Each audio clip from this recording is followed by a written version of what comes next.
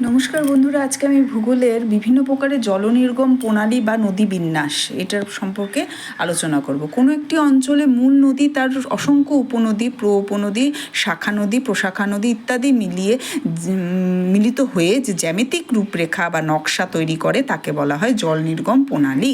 কোনো কোনো ক্ষেত্রে নদীগুলো পরস্পরের মধ্যে ব্যবধান সৃষ্টির মাধ্যমে বিভিন্ন রকমের প্যাটার্ন বা ছাঁচের সৃষ্টি করে। এর ফলে যেসব জলনির্গম প্রণালীর উদ্ভব ঘটে বা তারা নদী বিন্যাস নামে কিন্তু পরিচিত।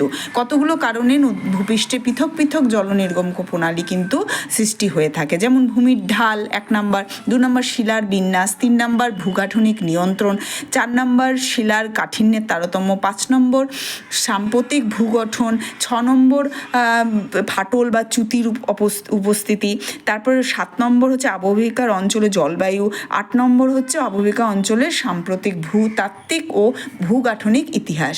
এগুলো ধীরে ধীরে আমি যদি আলোচনা করি তাহলে তার মাঝখানে আমরা দেখতে পাই যে নদীর বিন্যাসগুলো লক্ষ্য করা যায়, যেখানে বৃক্ষরূপী নির্গম প্রণালী, আয়তাকার, তারপরে জাফরিরূপী, এগুলো পিছনে কতগুলো তোমার চিত্র আছে, সেগুলো দেখলে বেশি করে ভালো করে বোঝা যাবে।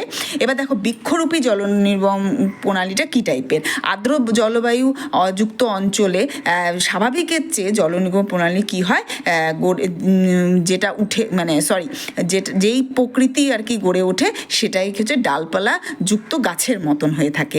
তার জন্য এটার নাম দেওয়া হয়েছে কি বৃক্ষরূপী জলনির্গম প্রণালী। গ্রিক শব্দ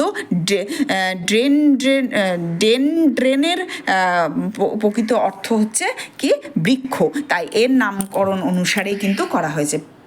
এবার তুমি পিকচারটা দেখো, প্রথম যে চিত্রটা দেখো, এই যে চিত্রটা দেখা যাচ্ছে এটা কিন্তু বৃক্ষরূপী বা ড্রেনের মতন হচ্ছে চিত্র, যার জন্য এখানে কি হয়, শিলার গঠন ও ভূমির ঢাল সমানভাবে দায়ী।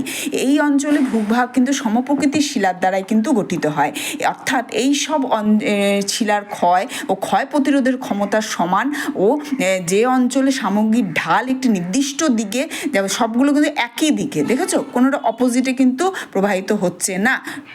এবং এই জাতীয় জলনির্গম প্রণালীতে উপনদীগুলো বিভিন্ন দিক থেকে এসে মূল নদীতেই কিন্তু দেখো, এই নদীগুলো এসে একটা নদীতেই কিন্তু কি হয়, সংযুক্ত হয়ে প্রবাহিত হয়। এটা হচ্ছে বৃক্ষরূপী। নেক্সট কি আছে তোমার, আয়তাকার জল নির্গম প্রণালী। এই আয়তাকার জলনির্গম প্রণালীর চিত্রটা হচ্ছে এই যে দেখো, এইটা একদম কি আয়তক্ষেত্র আকার। মধ্যম বৃষ্টিপাতযুক্ত অঞ্চলে এই প্রকার জলনির্গম প্রণালী কিন্তু উদ্ভব ঘটে। এই জাতীয় নদী বিন্যাসে নদীর সমকোণে মিলিত হয় এবং এর ফলে এই নদীগুলো আয়তকারে বিন্যস্ত হতে দেখা যায়। এই যে দেখো, আয়তকারে কিন্তু এই দিক দিয়ে এসছে, এদিক দিয়ে এসছে, এদিক দিয়ে, তো কি এই যে পুরো প্যাটার্নটা কিন্তু জুড়ে এই নদীর কিন্তু প্রণালীর যে জলনির্গম প্রণালীটি কিন্তু হয়েছে। এবং এর স্বল্প বৃষ্টিপাতযুক্ত অঞ্চলে কিন্তু চ্যুতি বা ফাটলের উপস্থিতির দরুনও এই জলনির্গম প্রণালী কিন্তু গড়ে ওঠে। মধ্য ভারতের বেতোয়া সোন নদীর অববাহিকায় কিন্তু এইরকম জলনির্গম প্রণালী গড়ে উঠেছে। তারপরে একটা আছে জাফরিরূপী। এবার জাফরিরূপী হচ্ছে দেখাচ্ছি, একদম বিছের মতন দেখতে, দেখো জিনিসটা। সাধারণত অধিক বৃষ্টিপাত বা ঘনচ্যুতি রেখা, অধিক ফাটলযুক্ত অঞ্চলে এই প্রকার জলনির্গম প্রণালী দেখা যায়। এবং ভূপৃষ্ঠের যে অংশে কঠিন ও কোমল শিলা পাশাপাশি অবস্থান করে সেখানে পরবর্তী নদী বা বিপরা নদীগুলো কি করে, কঠিন শিলাস্থল এড়িয়ে কোমল শিলায় আরাম বরাবর কি হয়, সমান্তরাল ভাবে কিন্তু প্রবাহিত করে আসতে চায়। এবং এই অঞ্চলে নদীগুলো বহুদূর বয়ে এসে পরস্পরের সমকোণে মিলিত হয়, এদের প্রবাহ পথ কিন্তু মোটামুটি সমান্তরাল হয়। দেখো সবগুলো একদম সমান্তরালভাবে কিন্তু নদী বিন্যাসটা কিন্তু ঘটেছে। এবং এই জাফরি জলনির্গম প্রণালী কিন্তু নদী বিন্যাসে ভূমির অভ্যন্তরীণ গঠনের সঙ্গে নদীগুলির নিবিড় সম্পর্ক কিন্তু লক্ষ্য করা যায়। দাক্ষিণাত্যের কৃষ্ণা নদীর অববাহিকা কিন্তু এই ধরনের আমরা দেখতে পারি। আবার মধ্যপ্রদেশের বাঘেলখণ্ড অঞ্চলেও কিন্তু এই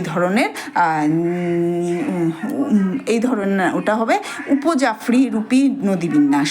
উপজাফরিটা আবার একটু ঘনত্বটা কিন্তু কম হয়। এটার আবার কি সেখানে হচ্ছে জাফরির নদীবিন্যাস পূর্ণতা লাভ করতে পারে না বলে কিন্তু এই উপজাফরিটা সৃষ্টি হয়। জাফরিটা অতিরিক্ত ঘন আর উপজাফরিটা কিন্তু হালকা হয়ে যায়।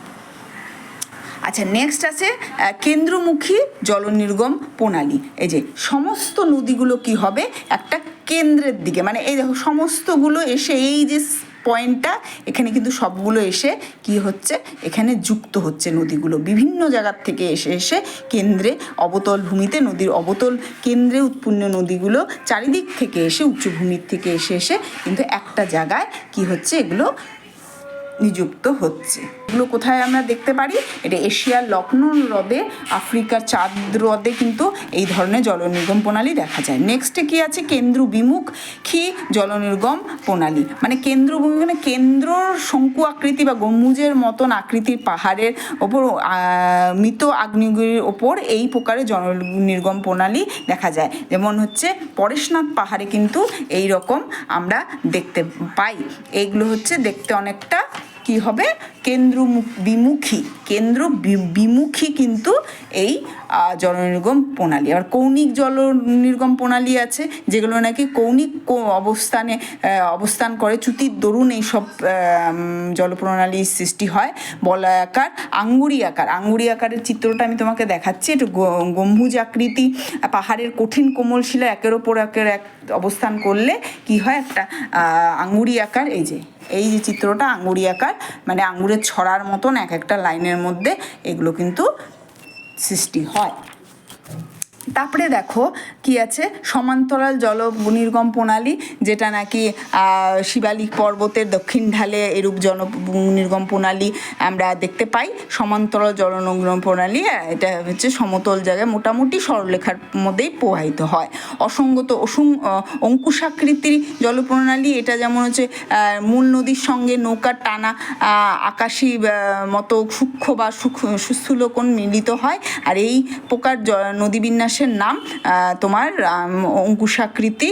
আর বস্তু বিকাশ স্তরগুলো সঞ্চয়ের মান থাকার ফলে নদী গ্রাসের সৃষ্টি হয়। নিকটস্থ পৃথক কোনো নদী গোষ্ঠীর কিয়দাংশ ওলটপালট হয়ে সাময়িকভাবে এই প্রকার নদী প্রণালী। বেনুনি আকৃতি আরেকটা ধরনের আছে যেটা নাকি মাঝে মাঝেই শোনা যায়। এই বেনুনি আকৃতির হচ্ছে জলনির্গম প্রণালীটা পর্বতের পাদদেশে নদীর ঢাল যদি হঠাৎ পরিবর্তন হয়, নদী যে বাহিত যে পদার্থগুলো সেগুলো সঞ্চিত হয়ে নদী বিন্যাস ঘটায়। আর শাখা পোশাখা বিভক্ত হয়ে কিছু দূর অগ্রসর হওয়ার পরে আবার মিলিত হয়ে এই ধরনের আকৃতি তিস্তা, তোর্ষা, জল ঢাকা সুন্দরবন অঞ্চলে এই ধরনের বেনুনি আকৃতি জলনির্গম প্রণালী কিন্তু আমরা দেখতে পাই। লাস্টলি একটাই আছে নদী হরণ, নদী চ্যাপ্টারের এটাই লাস্ট পার্ট, যে নদী গ্রাস বা নদী হরণ। এটা কি বিভিন্ন প্রকার জলনির্গম প্রণালী বিবর্তনের ফলে একটি নদীর জল অপর একটি নদীতে ভেতর দিয়ে বয়ে যেতে দেখা যায়। এভাবে মস্তকমুখী ক্ষয়কার্য চালিয়ে একটি নদী জল অপর একটি নদীর ভেতর দিয়ে প্রবাহিত হলে তাকে বলা হয় নদীর গ্রাস বা নদীর হরণ। জাফরিরূপী জলনির্গম প্রণালীতে নদীগ্রাসের ঘটনা বেশি হয়, তবে বৃক্ষরূপী নদীবিন্যাসে নদীগ্রাস দেখা যায় সাধারণত। যেমন এই যে জাফরিরূপীটাতে, এই জাফরিরূপীতে আর বৃক্ষরূপীতে এই দুটাতে কি হয় যে নদী গ্রাসের পরিমাণটা বেশি দেখা যায়। এখানে কি হয় মস্তকমুখী ক্ষয়কার্য চালিয়ে এইটি নদীটি একটি মানে নদীর জল অপর একটি নদীর খাতের ভেতর দিয়ে প্রবাহিত হতে দেখা যায়। আবার দেখো যেই নদীটি বেশি শক্তিশালী তার মস্তক উৎসের দিকে ক্ষয়কার্য চালিয়ে অপেক্ষাকৃত দুর্বল নদীটির উপত্যকার উপর প্রবেশ কিন্তু হয়। তখন শক্তিশালী নদীর উপত্যকাতে ভেতর দিয়ে সমস্ত জল বয়ে আর দুর্বল নদীটি উপত্যকা ক্রমশ অবলুপ্ত হয়ে যায়। এইরূপ অবস্থা সৃষ্টি হলে নদী গ্রাস সৃষ্টি হয়। ভাগীরথী নদী ও তার শাখা নদীগুলো এইরূপ নদী গ্রাস দেখা যায়। নদী গ্রাসের ক্ষেত্রে কিন্তু আমরা দেখা যায় যে কতগুলি অবস্থা কিন্তু আমরা দেখতে পাই। তার মধ্যে এক নম্বর কি, দুটি অনুগামী নদীর পাশাপাশি প্রবাহ, তাদের মাঝখানে জলবিভাজিকার উপস্থিতি, এরপর একটি পরবর্তী নদীর উদ্ভব, তারপর একে একে মস্তকমুখী ক্ষয়কার্য, অনুগামী নদী দুটি পরস্পর মিলন, অবশেষে প্রবল নদী কর্তৃক দুর্বল নদীর উপত্যকাটি অধিগ্রহণ। যেমন প্রথমে কি হয়, একটা দুটি অনুগামী নদী পাশাপাশি প্রবাহ হয়, হ্যাঁ, যেমন দুটো নদী পরপর প্রবাহিত হতে হবে, তাদের মাঝখানে আবার জল বিভাজে থাকতে হবে। তারপরে আবার কি, এরপর নদী একটি পরবর্তী নদীর উদ্ভব, আবার তারপরে একে একে মস্তকমুখী ক্ষয়কার্য, আবার কি হতে হবে, অনুগামী নদী দুটি পরস্পর মিলনও হতে হবে। অবশেষে প্রবল নদীর কর্তৃক দুর্বল নদীর উপরে উপত্যকাটি অধিগ্রহণও করতে হবে। আর এই নদী গ্রাসের সময় দুর্বল নদীর অনুগামী নদীকে গ্রাস করে সেখানে একটি বাঁকের সৃষ্টি করে, এইকে বলে নদীগ্রাসের বাঁক। এবার ডেকান ট্র্যাপ অঞ্চলে এইরূপ নদীগ্রাসের বাঁক দেখা যায়। যে স্থানে নদীগ্রাস ঘটে সেইখানেই দুর্বল অনুগামী নদীটি নদী উৎসের সঙ্গে সংযোগ হারায় এবং উৎস থেকে কিন্তু সম্পূর্ণ বিচ্ছিন্ন হয়ে পড়ে। একে মস্তক কর্তৃত্ব অনুগামী নদীও কিন্তু বলা হয়। জলাভাবের এই নদী ক্রমশ সংকীর্ণ হয়ে বয়ে চলে, অর্থাৎ প্রস্তর নদী খাত দ্বারা অল্প কিছু জল প্রবাহিত হয়, এই কারণে একে বলা হয় বেবানান নদী। দেখো নদীরও আবার দেখো এত প্রকারভেদ, তোমরা জানি না কোথাও দেখেছো নাকি, এইভাবে কিন্তু এত রকমের নদী, আবার নদীর যে কত রকম কার্য, নদীর যে কত রকম রূপ, সেটা কিন্তু আমরা এই যে নদী আলোচনায় কিন্তু আমরা দেখলাম। এখানে আবার দেখা যাচ্ছে নদী উপত্যকায় যে অংশ শুকিয়ে যায় তাকে শুষ্ক ফাঁকও বলে, আবার যেই অংশ জলপূর্ণ থাকে তাকে সিক্ত ফাঁকও বলে। আবার নদীগ্রাসের ফলে দুর্বল অনুগামী নদীর নিচে অংশে উৎস থেকে বিচ্ছিন্ন হয়ে পড়ে, এইরূপ অবস্থাকে বলা হয় নদীহরণ বা উৎসচ্যুতি। মানে তার যে উৎসস্থল সেই জায়গাটাও কিন্তু চ্যুতি ঘটে। আর হিমালয় পার্বত্য অঞ্চলে অরুণ, তিস্তা এইসব নদীতে এইরূপ অবস্থা কিন্তু লক্ষ্য করা যায়।